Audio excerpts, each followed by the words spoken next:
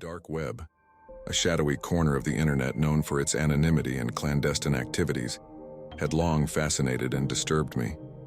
Within its depths, I uncovered a tale that revealed the darkest aspects of human nature, a story that focused on the very core of the dark web's depravity. My exploration of this sinister realm led me to a place known as the Obsidian Trade. It was a forum shrouded in obscurity, a hub for dealings that transcended the boundaries of legality and morality. But what piqued my curiosity most was a specific thread titled The Digital Abyss, Unveiling the Unthinkable. In The Digital Abyss, users discussed the existence of a network that specialized in the most heinous of transactions, the sale of human lives. It was a marketplace where individuals, often the most vulnerable and desperate, were bought and sold as commodities. It sent shivers down my spine to think that such a place could exist in the hidden corners of the dark web. The heart of this sinister marketplace was the human traffickers themselves, individuals who had made it their business to exploit the helpless. They operated in a world without moral boundaries, without empathy, viewing their victims as mere merchandise to be auctioned to the highest bidder. The victims, trapped in this hellish digital underworld, often had no say in their fate. They were kidnapped, coerced, and brutalized, their lives reduced to a grotesque auction block. This trade in human suffering thrived on anonymity, the perfect cover for the traffickers to carry out their unspeakable deeds. The stories of these victims, the lives they had been forced to lead, were haunting. It was a chilling reminder of the depths to which human cruelty could sink, and the realization that such darkness existed within the digital realm was deeply disturbing. The traffickers had constructed a labyrinthine network that spanned the globe, exploiting the most vulnerable members of society for profit. Their activities were shrouded in layers of encryption, making it nearly impossible for authorities to trace their operations. As I delved deeper into the stories of these victims and the activities of the human traffickers, I couldn't help but be overwhelmed by a sense of moral outrage. The realization that such a malevolent network could thrive on the dark web, that there were individuals who viewed human lives as mere commodities to be bought and sold, was deeply unsettling. The victims of this digital nightmare, those who had fallen into the clutches of the traffickers, were often the most vulnerable, the voiceless. Their stories were a heartbreaking testament to the darkest recesses of human cruelty and the horrors they endured. The traffickers, with their merciless exploitation and complete disregard for the sanctity of human life, had created a world where the most vulnerable individuals became nothing more than a means to an end.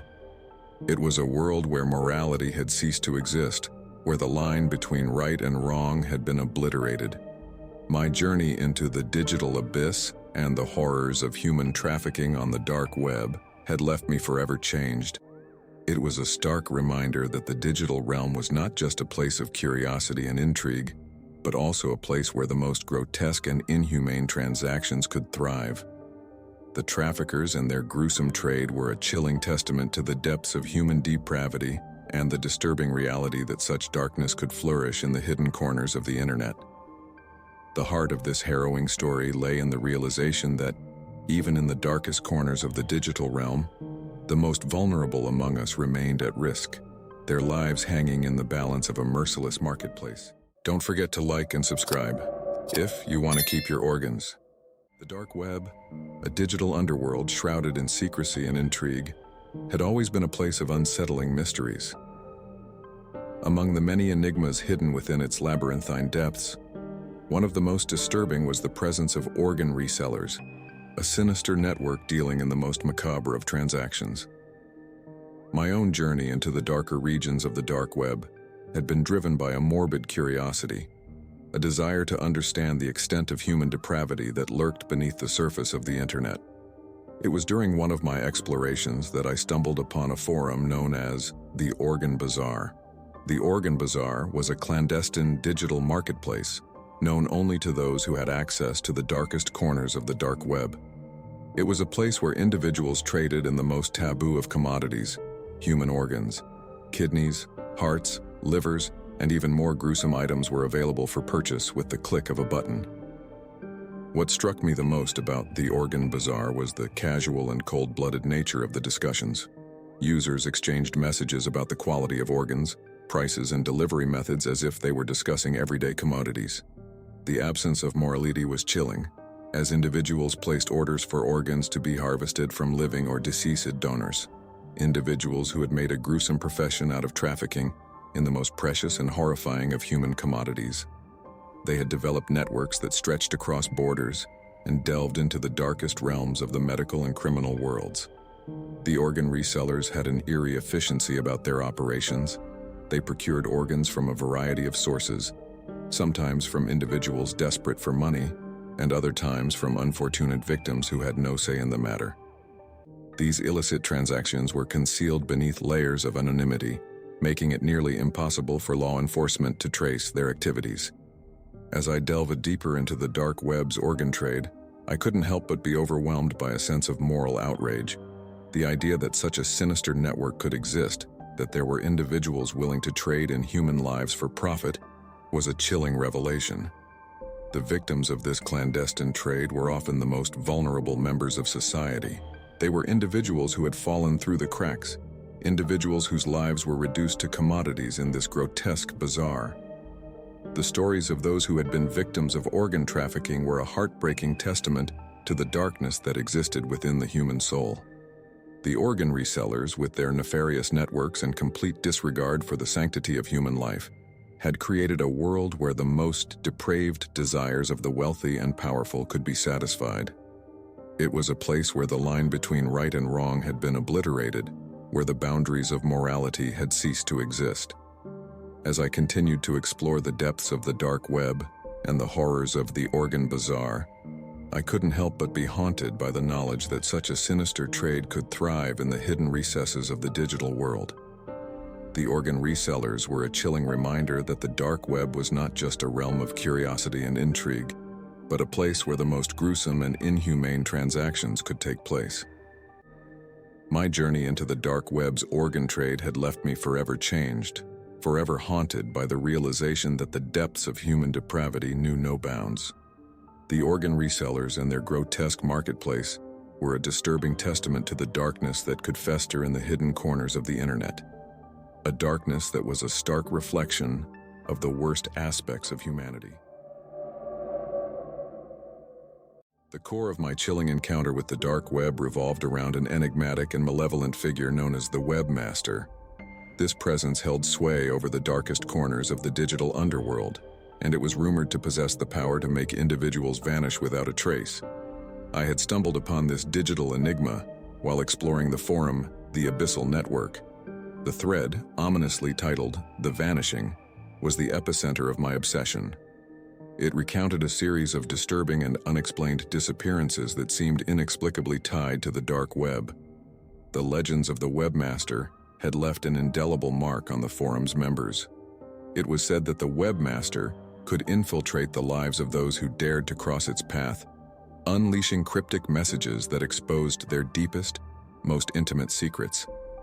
Those who disregarded these warnings would vanish without a trace, both in the digital realm and the physical world. Though some users dismissed the Webmaster as a mere digital boogeyman, their skepticism was shattered by testimonials that left no room for doubt about its existence. Tales were shared of chilling encounters, like a user who had received messages that seemed to unveil their soul's most guarded secrets. Another shared a harrowing account of a friend who had disappeared entirely after receiving a warning from the Webmaster. Their online presence was wiped clean, as if they had never existed. The legend of the Webmaster cast a shadow of terror over the users of the Abyssal Network, leaving them with an unnerving awareness that they had ventured into dangerous territory.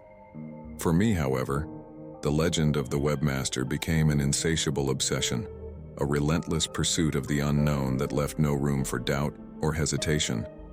As my pursuit deepened, the line between reality and the digital world blurred, and I ventured to the very edge of the digital abyss. I followed the intricate web of encrypted breadcrumbs, navigated through hidden passages, and encountered individuals with their own unsettling stories. One night, in the depths of a hidden chat room, I received a message that sent chills down my spine. "You're closer than you think." The message was unmistakably from the webmaster, a chilling warning that reminded me of the perilous realm I had entered. My relentless pursuit of this digital enigma had left me with an overwhelming sense of foreboding and unease. I couldn't shake the feeling that I had ventured into a realm where the boundaries of reality and the virtual world merged. The cryptic messages, the ominous warnings, and the unsettling encounters with the webmaster had become a permanent fixture in my thoughts, a chilling reminder of the danger that lurked in the darkest corners of the dark web. As time passed, I continued to explore the digital underworld, driven by an insatiable desire to unravel the mysteries that lay hidden in the shadows. The legend of the webmaster had left an indelible mark on my consciousness, and I knew that my journey was far from over. The dark web, with its enigmas and dangers, had become a realm where the boundaries of reality and the virtual world were blurred. It was a place where the pursuit of forbidden knowledge could have unforeseen consequences, where the line between curiosity and obsession could easily be crossed. The legend of the webmaster had become a chilling reminder of the digital abyss, a place where secrets and mysteries extended beyond the ordinary, and where the pursuit of the unknown could lead to a transformation that defied explanation.